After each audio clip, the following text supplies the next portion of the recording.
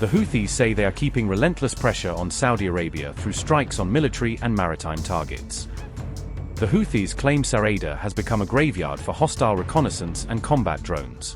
The group says it will continue targeting Saudi military assets as regional tensions continue to rise. Houthis on July 29 claimed they struck the Saudi-linked tanker NCC Ghazal for allegedly violating their declared maritime blockade. The UK Maritime Trade Operations said an explosion occurred near the tanker, but confirmed that all crew members remained safe. Houthis also claimed they shot down a Saudi-operated Karayel reconnaissance drone over Yemen's Sareda province. The group said the drone was carrying out what it described as hostile activities before being intercepted by its air defenses. Houthi military spokesman Yahya Saree said the reconnaissance drone was brought down using what he called an appropriate weapon. The latest Houthi-Saudi confrontation was reported by Iranian state-linked broadcaster Press TV on July 29.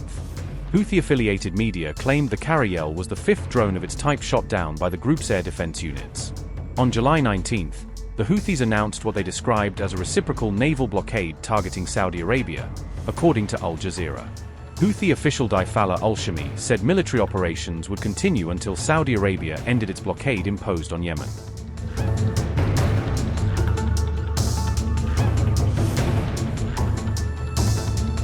Yemen's Houthi-led Ansarullah movement said recent Saudi statements reflected what it described as growing confusion in Riyadh.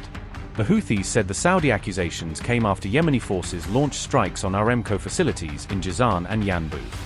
A senior Houthi leader claimed Saudi Arabia blamed Iran to divert attention from the kingdom's blockade of Yemen. Houthi armed forces said they carried out coordinated strikes on Saudi Aramco facilities in Jazan and Yanbu on July 25. The group said the operation involved ballistic missiles, cruise missiles, and attack drones targeting strategic energy sites. Spokesman Yahya Saree said the coordinated attacks had achieved their intended objectives against key Saudi infrastructure. Ansarullah claimed satellite imagery and online videos showed fires at the targeted sites despite Saudi interception claims.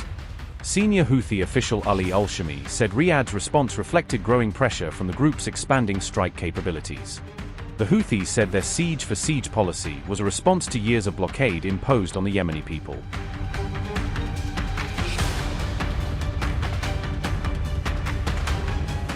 Houthis claimed they shot down a Saudi-operated Bayraktar Akinci combat drone, according to Iran state broadcaster IRIB. The group said the Turkish-made combat drone was flying an operational mission over northern Yemen at the time of the incident. The Yemen-based group claimed the unmanned aircraft was carrying out what it described as hostile military activities. According to the Houthis, the drone was brought down while operating over Yemen's Al-Jawf province. The group identified the aircraft as a Bayraktar Akinci, one of Turkey's most advanced long-endurance combat drones. Yemen's armed forces released footage that they said showed the drone bursting into flames before crashing to the ground. The claim came after Saudi airstrikes targeted Sana'a International Airport earlier this month amid renewed hostilities. Yemeni forces later responded by launching ballistic missile and drone strikes against Saudi Arabia's Oboh International Airport.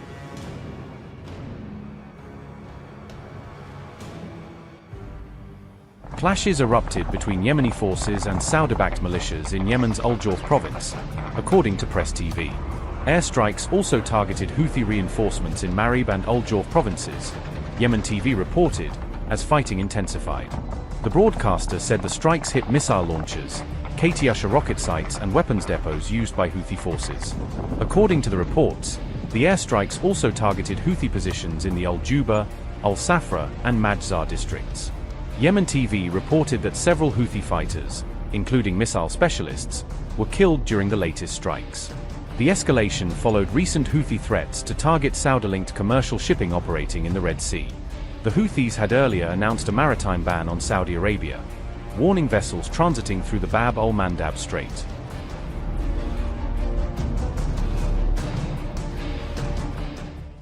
The Houthis claim they have launched one of their biggest attacks yet, with massive explosions lighting up the Saudi skyline.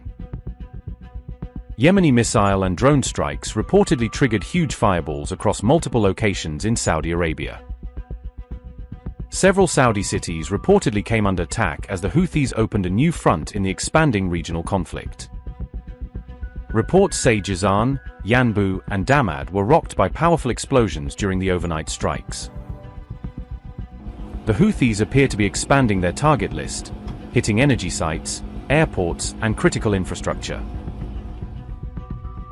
Missiles, drones, and massive fires reportedly plunged parts of Saudi Arabia into chaos overnight. Reports claim operations at Jeddah airport were disrupted after the latest Houthi missile attacks.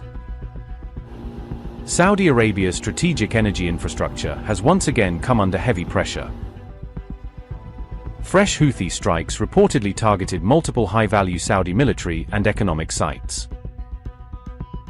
The conflict is now reaching deeper into Saudi territory as tensions continue to escalate. Missile attacks are now threatening both Saudi aviation and energy infrastructure simultaneously.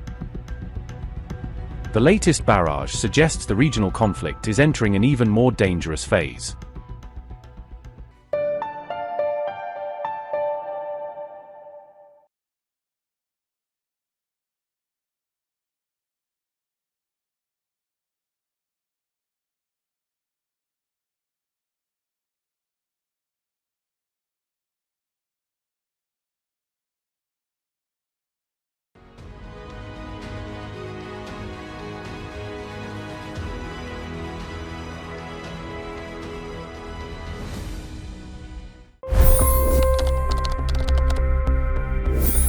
$25 crore गरीब गरीबी को परास्त करके बाहर निकले।